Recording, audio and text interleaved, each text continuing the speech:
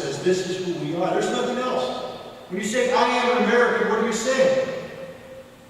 You're saying, I am somebody who lives in a nation that is governed by a framework of laws founded in a single document. There's nothing else out there that says this is America. It's only the Constitution. That's why when you join the military, you take an oath to uphold and defend that Constitution against all enemies. This is an important one: foreign and domestic. And domestic. It's the same oath that our elected officials take. But how many people, when they take that oath to defend the Constitution, are required to take a test on the Constitution?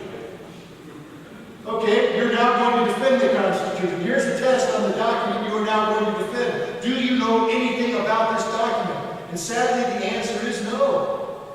No. How can we defend that which we don't know?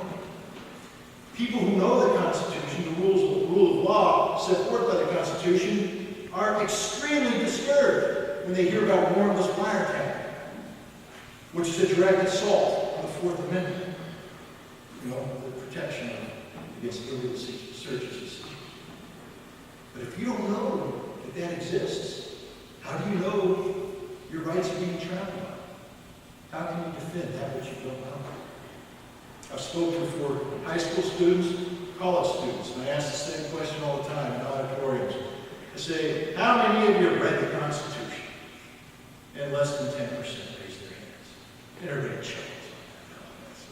And I say, keep your hands up. All those who have read the Constitution, how many of you are ready right now to take a test where 80%, which is judged as being mastery of the subject, 80% is the passing grade. Hands come down, or chuckle. It's cute, isn't it? We don't know anything about that which is points over. Pardon?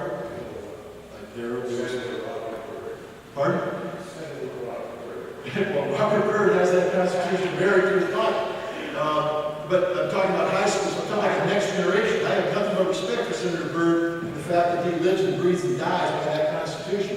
But what's curious is when Senator Byrd pulls that Constitution out and holds it before the Senate, that the Senate sits there in sort of embarrassment, and the rest of the country says, isn't that cute? We have a senator who actually believes in the Constitution. How quaint is that? I mean, it's nice, Senator. You've done your show. Now move aside so Congress can continue to abrogate its responsibilities in defending the Constitution. The Constitution is everything. And yet, with our modern society, it's nothing. Nothing at all. It doesn't play an integral part of the day-to-day operations of this nation. It's almost a hindrance, as opposed to being the document that guides us. So we have a problem there. How do we get people to care about something they don't even know about? What is America? Well, one thing people will say is America is our military. And I say this as a 12-year veteran of the United States Marine Corps. I'm never going to denigrate the military. But I will tell you, I joined the military to defend my country. The military exists to defend our country. Our country does not exist to have a military. Let's make sure that we have the relationship correct. The military will be forever subordinate to we, the people of the United States of America, to the framework of laws as set forth by the Constitution. The military is there to defend it. This does not exist to create a military. And yet today, we have somehow lost sight of the fact collectively that the military serves us. We don't serve the military. And so when we are involved in a war that frankly is patently wrong, it's a war that never should have been started to begin with. It's a war that every day it goes on, more damage is done not only to our military, but to the citizens of Iraq and indeed the citizens of the world. That if we dare speak out in criticism of this military, they say, shame on you for speaking out against the troops. This is one of the fundamental problems we face as an anti-war community. How do we oppose the mission, i.e., an illegitimate war in Iraq, without being seen as stabbing the troops in the back? Well, you know, you guys live in Worcester. You got the answer. You know it. You just haven't realized it.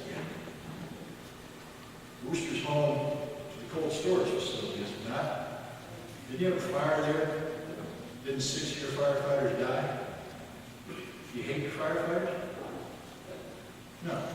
When you dial 911, you know your firefighters coming, don't you? It's coming quick. You want to have them have horse-drawn apparatus? Isn't that cute? Claim horse-drawn? No. When you dial 911, you want the most modern firefighting rig coming down the street as soon as possible.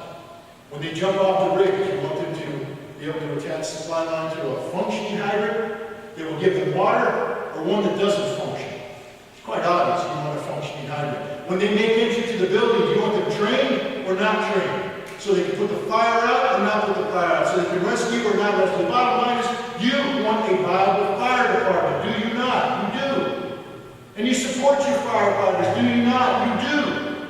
Do you love fire? No. You hate fire. You despise fire, but you love your firefighters because they protect you from fire. Do we give medals to arsonists because we love our firefighters? Thank you for setting that fire so our firefighters can do their thing. Here's the medal. No, you put the arsonist in jail because we recognize fire as an evil, destructive force to our society. What do we practice, even as we support our firefighters? Fire prevention. That's what it's about, fire prevention. Ladies and gentlemen, we can love our military as much as we love our firefighters, and we should love our military as much as we love our firefighters. We should demand that our military gets the best equipment possible. We should demand that they're led by the most highly qualified leaders possible, that they have the best training possible.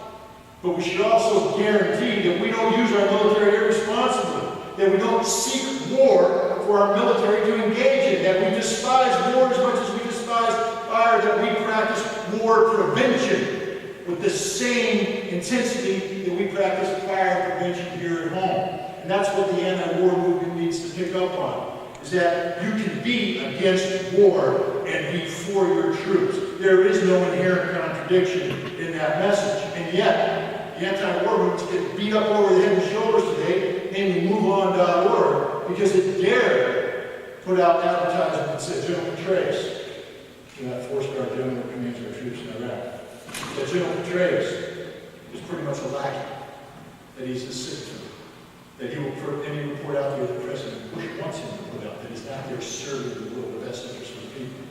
It's just honest statement. MoveOn.org didn't come up with that conclusion.